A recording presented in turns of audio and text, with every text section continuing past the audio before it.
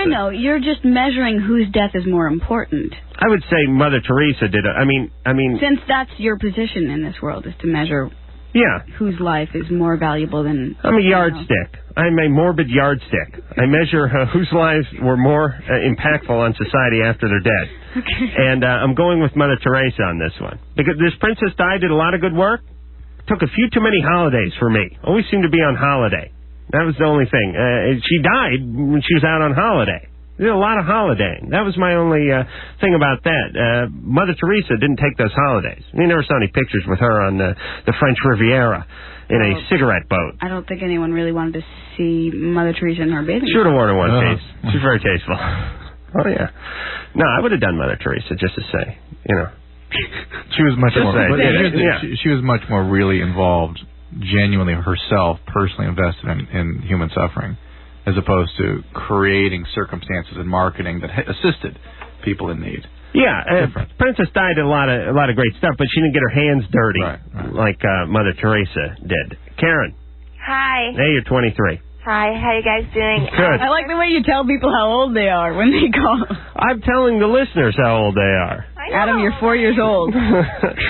No, I mean, I should probably phrase it a different way. Karen is 23. She's on the Loveline radio network. What's going on, Karen? First of all, I want to tell you guys I love you both. And Fiona, you're a great songwriter. I think you're a great role model for girls that have been through, you know, hard things in their life and they think they're never going to make anything. And Thank you. Very good for them. Thank you. Role model. I had a really dumb question. Basically, I'm like 23, as we said, and I've never had a boyfriend. I've never ever kissed anybody, did anything sexual. And I've heard of this thing called the Peter Pan syndrome, whatever that is, and I'm just very, very childish for my age. And I was wondering what's going on. I didn't know. Can women get the Peter Pan syndrome? Well, I thought that was a guy thing. Yeah, but you want a boyfriend, right? I think I do, but then whenever I get together with a guy and I go out, I get really, I start acting really, really childish until they lose interest or whatever. It's like I want to push it away. It's like I have no hormones. It's just weird. I don't have any sexual feelings or whatever. It's like, what about for girls? No, nothing. But a nice try, Fiona. That was my next question. So, Karen, you're a virgin. Yeah. And how much physical contact have you had with a man? Zero. You've kissed a man, though? No. Oh, really? That's what's so weird. Let me tell you, you haven't lived until you've kissed a man. That's what everybody's telling me. But wow, so, and this is not because of any religious conviction or anything like that? No. What's your family like? Well, I live with my mom. My dad died when I was 8. There you go. I don't know, I guess that could have something to do with it, but it's just... All right, here's my assessment of Karen very quickly. Obviously, Dad dying at 8 is very traumatic to a young child. And this is the primary male in her life. He is taken away from her very abruptly, and she's scared to reconnect with any male. For fear, he'll be taken away. A friend of mine who had his mother die at a young age said it's just like if you were in a restaurant and with candles, and the candles flipped over, and the whole place caught on fire. You saw a bunch of people die. It's whenever you see candles now, you just back away. You can't have any interest to get near the candles. Right. Were you close to your dad before he died? Well, he was traveling a lot. I didn't really see him that much. It's just that I don't know. It's like if my brain stopped at 8. Like I totally act like I'm an 8-year-old. Well, that's sort of typical of what happens when humans are traumatized. If something heavy happens to you emotionally, it blocks your further development. You're kind of stuck there because it's too painful to move along. Yeah. It's too painful to get through those feelings that are preoccupying you. The only thing that worries me, it's like I'm afraid that when I'm going to finally meet the right guy, I'm just going to push him out. Don't worry about the guy fixing you. I don't think that you need to worry at all. In fact, I think it's necessary for you not to worry, because if you're going to ever experience any kind of sexual pleasure, it's going to be because you're going to feel good about yourself and you're going to be relaxed, you know? And if you start worrying about it, you know, it could be all of these psychological things, it could be all these deep-rooted things, but it could also be that you just didn't meet anybody that you were attracted to. It could be, you know? It's not like unheard of for somebody to be 23 and not have kissed a guy. You know, you could be... No, but when you then match that against her dad dying at 8, you see that there's something going on here. We match that here on the show. You know, it doesn't necessarily mean, you know, you know, just because your dad dies when you're 8 doesn't mean that you're going to be scared of connecting with a man, you know? It's not necessarily true, but it's probably true. And that's all we're doing is playing the odds here. Drew, please, don't leave me hanging out here. And the question in my mind is, what can she's complaining that she feels like she has arrested her development. That's her sense of herself. Well, do you have sexual desires at all, or is it just like when you're with guys? I'm nothing? Extremely childish. When I'm around guys, I'm everybody's friend and everything. And I just act like I'm a little girl, and guys just go like, whatever. And she's aware of it. She's aware. All right, I think she's stuck at 8. Yeah. And I thought, could Peter Pan syndrome be? No, there are all kinds of oversimplifications of very complex Peter Pan's. Did his parents get killed? What happened to Peter Pan? He's a boy forever. He goes to Neverland and never grows up. That's kind of true. You're watching way too much Disney with the kids. Oh yes. I got to wean you off the Disney and onto the porn. I want to go see all these Disney movies, and I'm just very childish, and I'm afraid I'm never going to find somebody that's going to be like... All right, Karen, we got to go to break. Here's what I'm going with. You're stuck about the time that your dad passed away, and until you deal with that trauma, I think you're going to have a hard time moving on. I got to say something about dealing with the trauma, though, because not everybody's going to be able to go to a therapist.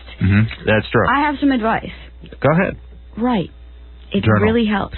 Journal. Write anything that satisfies you as an expression of how you feel, because when you write it out, it clarifies it in your mind, and you understand yourself better, and that's a good point. I have written many an angry letter and never ended up sending it because by the time I was done writing the letter, I was done. There also is, I think what you're also alluding to is that creativity is a solution to a lot of human problems. So the creative solution and expression can help. Okay. That's good advice. Drew, why don't you tell the hell out of the next call? Oh, there's always Adam call. Here you go, Adam. Adam, there is a holiday that honors masturbation, okay? Oh, yeah, because I was pulling for this a few days ago where I wanted a national holiday where people, I can't remember, have yourself day or something. We weren't going to work. Where you get to stay home from school and masturbate all day. Well, not only do you get to stay home from school, but I'd get to stay home from work, and you wouldn't have to play that night. And you get extra credit and stuff. Yeah, I mean, it wouldn't exactly be called Masturbation Day, but that would be a very strong undercurrent of the holiday. It'd be like self-appreciation. Well, here's what you did. You would stay home and masturbate and then just suck whipped cream right out of the can. If that's what you wanted to do. If that's what you wanted to do. You know what I mean? Like, you'd pour yourself a big bowl of Jelly Bellies and remember your soda for sweets. Some people are not that prone to that stuff. Right, all right. I'm just saying his trauma of childhood was being deprived of sweets. Basically, whatever your thing was. The entire me decade into a day and saying indulge yourself and respect yourself and appreciate yourself and get it out of your system. Go to the beach. Whatever it is you want to do. Right, because most of the people in this world that are assholes are those that don't pleasure themselves and therefore, have a buck up there. Right. More masturbating, more smoking pot, and more pleasuring yourself. And I think we'd have a saner world. We'll be back after this. After these messages, we'll be right back. Loveline will be right back on the New Rock Alternative, 89X.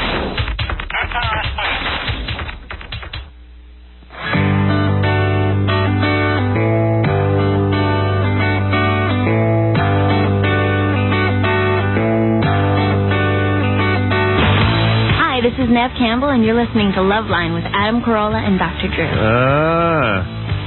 Hey, you know what? I think I'm doing a movie with Nev Campbell. No. Yes.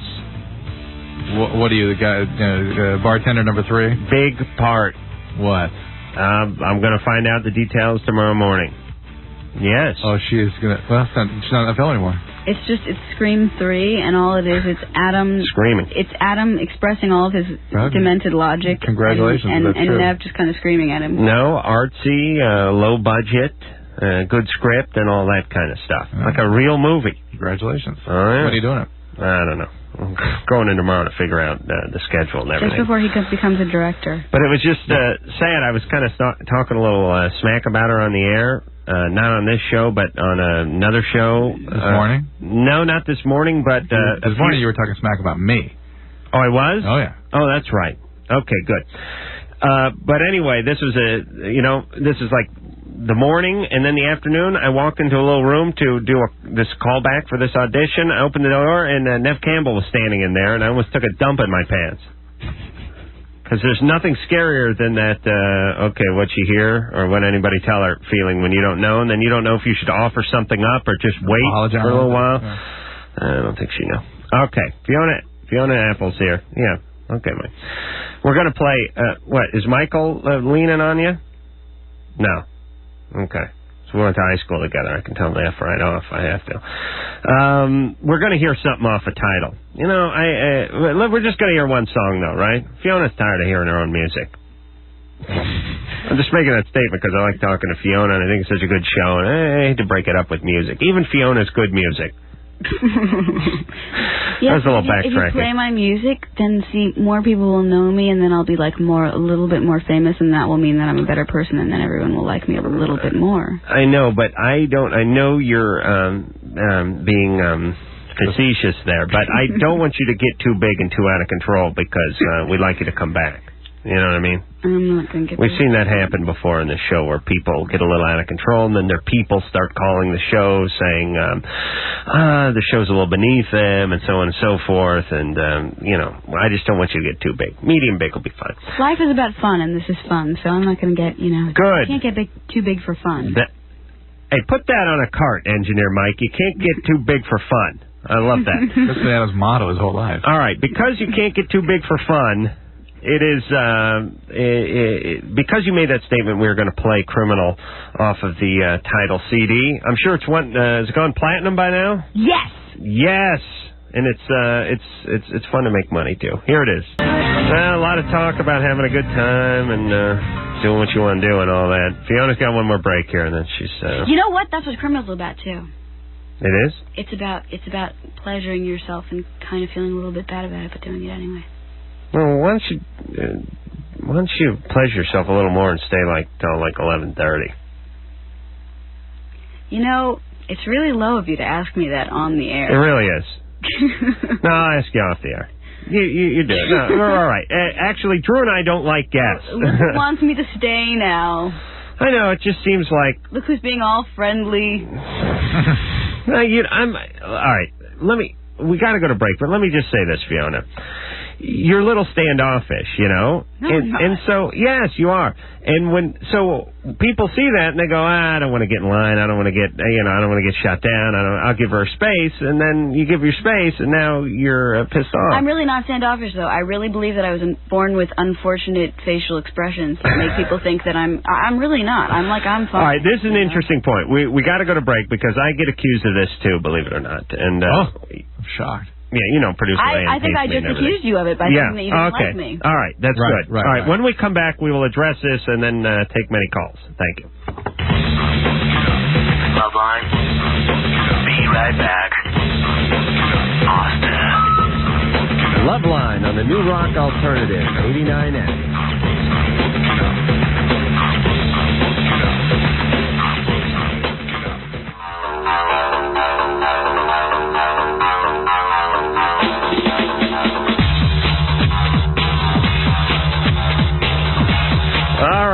It is Loveline. I'm Adam Carolla. That's Dr. Drew. She is Fiona Apple, and we will be back in 10 seconds. This is Loveline on Radio Station 89X, the New Rock Alternative.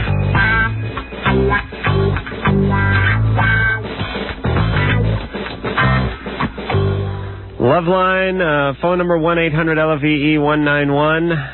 Let's see, next week, Buck 09, Our Lady Peace, Olive. How's that? You're not hip to Olive, Drew? Popeye's girlfriend? Oh, please, Drew. They're very hot, that band. Drew Carey next week. The Cramps, Drew Carey, someone from Men Behaving Badly. I never seen his show, but I saw him in an interview last night. He's very funny. Yeah. And Everclear will be here. Finally, we will be reunited with our long-lost brethren, Art. And had lunch with, or dinner with Dickie from the Bosstones tonight. So our other brethren. He gives his regards to you, Drew. Actually, he didn't bring your name up. That's just radio talk. Oh, you're so in the scene. I really am. Swinging with the Bosstones. All right, and tonight, Swinging with Fiona Apple. Fiona, before we go back to the calls... and as you suspect, Adam was pretty much left out in high school. No, I was actually quite popular in high school. You have a girlfriend? I was on the football team, Fiona. I was all Central Valley, you know. It's quite an athlete. Oh, by the way, I have an idea for cheerleaders for this radio station, and they'll be called the KRO Cuties. Oh, that's good. That's how Drew met his wife. I swear to God, wasn't your wife like wrangling the bikini team 10 years ago? Yeah, she managed them. She wasn't on the bikini team. She was on top of the pyramid, and Drew walked by and looked up and it was love. She didn't wax. Drew looked up, and it was love. All right, Fiona. Let me just ask you before we go back to the phones.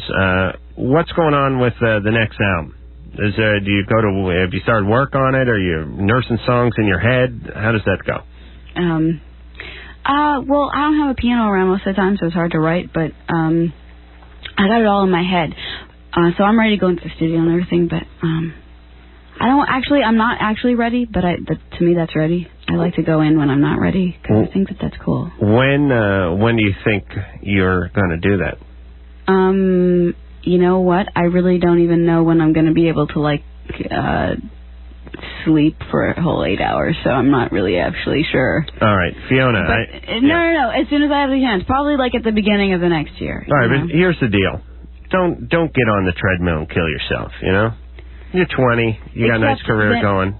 Yeah, but my career depends on me suffering and complaining.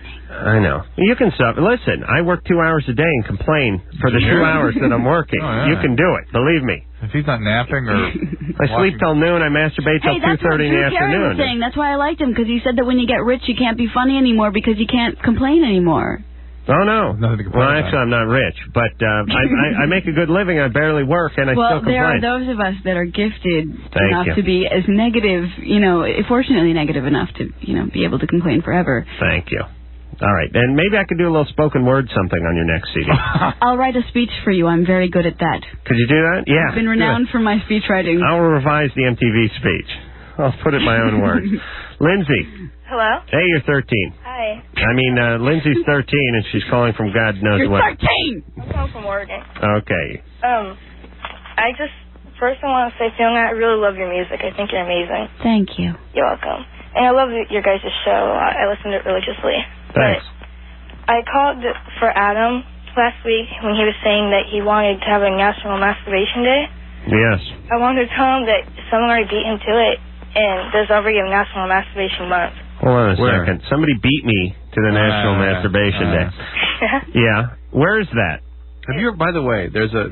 I don't know if this is facetious or not, but have you seen the Culver City meat thing down the street here? They have those big trucks lined up when we leave the radio station. No. I'm so fixated on the amazing amount of arrows that you have to wait to turn green to get out of this godforsaken Culver City dump that I never see anything else. They have trucks lined up there usually around midnight when we leave, and it's this cow, and it's very serious. It says, nobody beats our meat. Oh, yeah, down that way.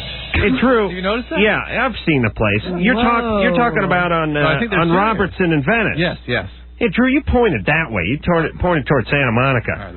No, they playing it off like they're serious, but really they're geniuses because they just got a whole lot of publicity. Yeah, I always see guys standing out there in hard hats smoking, and I'm thinking to myself, I did construction for 12 years, never put a hard hat on. Why do you got to wear a hard hat in to cut ribs? I always see guys wearing hard hats who work at those rendering plants or those slaughterhouses. They must have a real strong union, because why do you need a hard hat working around a dead cow? Oh, sure. What is the worst case scenario with a dead cow? What's he going to do, drop a hoof on your head or something? All right, Lindsay? Yeah? See why I can complain? What? I have a lot of complaints. All right, so where's this masturbation thing? Well, I can't remember who, but Victoria's Secret or an LA sex store started it.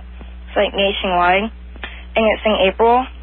And I'm paraphrasing, but they said that it was like one of America's most practiced sports or hobbies. And the day is April 5th, I think. Oh, really? Yeah. I'm going to start saving up. All right, Lindsay, anything else?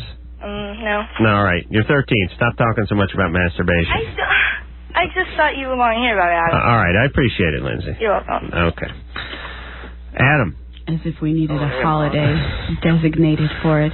20-year-old Adam. Yeah, that's me. What's going on? I wanted to say, Fiona, I really love your music. Thank you. You guys are only letting in the positive calls. You're protecting me. No, we certainly are not. Thank you. There's a complaint for Loveline coming up. I'll go to that. Oh, there is? Okay. Good. Adam, what do you want? Yeah, I just wanted to say that, I don't know, there was this guy on, like maybe 2 or 3 days ago, and he was talking about how he was like feeling like kind of suicidal, and like if nothing happened in his life, by the time he was 30, he was going to kill himself or something. Right, remember that guy? No. I was probably digging the Insane Clown Posse's vibe so much at that point, I didn't know what the call was. Yeah? Yeah, so anyway, I think I have that same thing, you know. You're depressed? Yeah, just really, just like, you know, I don't know, it's just kind of like a really like kind of like trapped kind of feeling. You're contemplating suicide? Yeah. You ever tried suicide, Fiona? I've never tried it, but I've contemplated it. Oh, you have? Okay. Of course. Seriously contemplated? I don't think I'd be able to really, like, I would have a problem with the methods of doing it, but I've definitely thought at times that it really wasn't that big a deal to be alive. But then again, there's this thing, the thing about hope is that there's no way of, you know, getting a warning for it. You don't know that it's coming, so you can't really, that's what faith is about, you know, it's about... that you're going to have hope. Yeah. Because hope is kind of something that just appears out of nowhere, and you never expect it, and it usually happens when you don't expect it. What about happiness? Does that then follow, or should you happiness, expect that? you know what? I think that the whole world has a completely screwed up idea of happiness. Honestly, this I really does. do. This country yeah, does. This country, which is what I know. And I really, you know, you'll be happy when you realize that everything's okay the way that it is, because what else can it be? Everything's fine. Everything will be fine, you know? You'll go on with your life. Everything is adventure. There's no way to screw it up. Whatever happens that goes wrong, you'll correct, you know? But there are sort of elements that people need to be happy, and I think what we forsake in this country is that you need other people, and you need them in real ways to be happy. I mean, yeah. I think. No? Oh, of course. But that's not being really touted in our country. Our country is that you need your Nikes and your good car, and you need to feel good about yourself. And you'll do that if you have the right things and the right clothes. But the real thing to make you feel good about yourself is when you can express yourself and have somebody respond to you in a caring way and feel like what you think and what you feel matters. Hold on, I think Adam's killed himself. Adam? You still alive? Yeah, I just want to say I agree with what Drew was saying about relationships. Yeah. Because I'm 20 years old, but I've never really been in a relationship before. Well, I'm not necessarily talking about a intimate relationship, though those are important.